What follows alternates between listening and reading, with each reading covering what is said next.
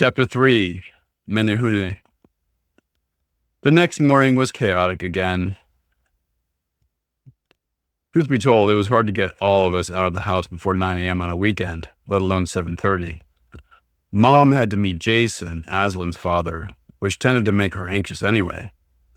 Besides the other past relationship stuff, Jason didn't like tardiness and was very expressive about behaviors he didn't care for. We managed to tuck into Mom's old white minivan at 7:43, but all of us were a bit on edge and disgruntled from the morning hustle with short and sharp communications. "Can I have a snack?" It was River's gritty voice. That wasn't a very good River voice. "Honey, we just ate breakfast. Let's save the snacks for later." Usually Mom spent eons fixing us the healthiest snacks, but due to our early departure time, it was seaweed, apples, or packaged energy bars. "Can I at least have an energy ball? I made them," piped in River, forgetting we all had to clean up the mess. "Fine," called Mom in her voice of annoyance and defeat. "Just eat them all up." "I don't have to." "No, I won't. We can save them." River was learning the appeasing we all fell into when an adult was upset. I grew angry. "Just eat them, River, but you better help next time with chores because we all had to go clean up after you." River rolled her eyes, sighed, and turned to the side, finally munching quietly. "On to Hilo," Mom announced, trying to guide us to a more light and playful space. We met the big black truck at an intersection up the hill. And there he was, pure joy. I usually couldn't decide what I hated more, Mom for leaving and being generally embarrassing, or the fact that she gave up Aslan living on Oahu at all. For a while, he had been going back and forth, island to island, every 2 weeks. He stole my love, my little brother. She always mentioned him liking me best, and now my visits were so short with him. "Hi, Aslan." I got out and held the extra chubby, tow-headed blondie for a minute before Mom could put him in his car seat. He had grown so much in 2 months. Wow, he was going to be 2 in a month's time. He was always so happy and talked so much. Complete love. She had taken him away. I tried to reorient. "So are we going for drinks?" My voice was more agitated than I meant it to be because of what I had been thinking before I asked the question. Do we have to, Az? I'd like to get to the falls." "But you said." I said maybe. Mom's emotions were equally intense to my own. Historically, I would have gone into a tirade, but something in me had shifted. "Well, I would like to get one if at all possible." Nectar Cafe was this amazing shop with cool art, crystals, tarot decks. Their drinks were made to be magical elixirs, but Mom complained because 100% of them contained sugar or generous amounts of sweetener. We pulled up to downtown Hilo, which was my kind of city.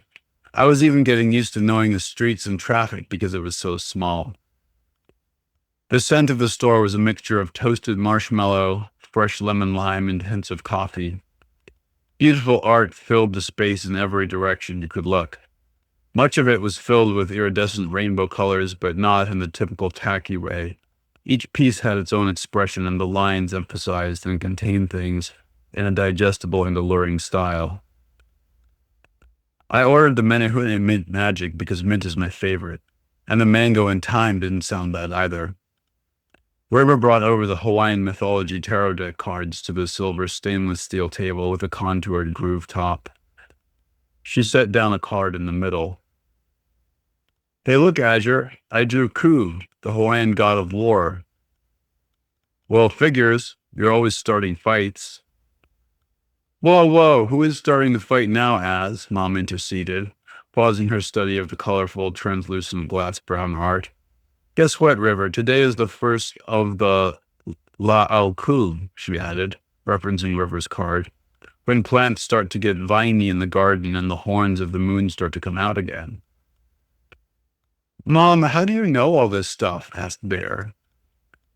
"Well, truthfully, I'm not the best about the Hawaiian moon cycle, but I recently started studying it, so I looked that up this morning.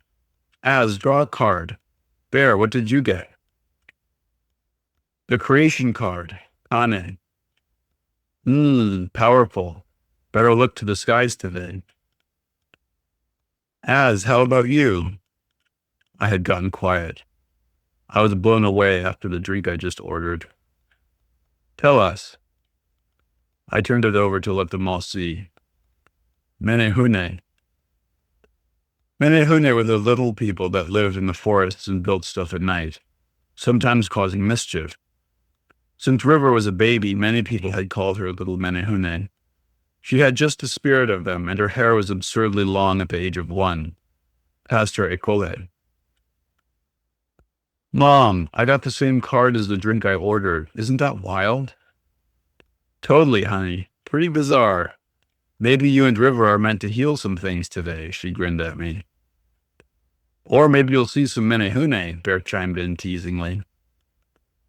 Mom, what did you get? I asked. I didn't get anything. What? Why? It wasn't like Mom not to draw a card. Oh, I thought you meant to drink. Mom tended to be a bit airy and often food focused. Oh, well, mine isn't as fun as any of yours, but I guess fitting, though, with Kana and Ku. I got the Night Marcher card. All our ears perked up. Night Marchers were Hawaiian warriors, marching for the gods or the chief of a clan. More specifically, they were Hawaiian warrior ghosts, bid to collect the dead. There were many stories of folks hearing their chanting, marching, or blowing of the conch, followed by the smell of dusky death. Eerie. Well, don't end on that, River called out. Draw one for Aslan. He held a few out for the little tot that Bear had been keeping from destroying the cafe. His stubby fingers grabbed one. Pulele hua, Red River. Can you say it, Aslan?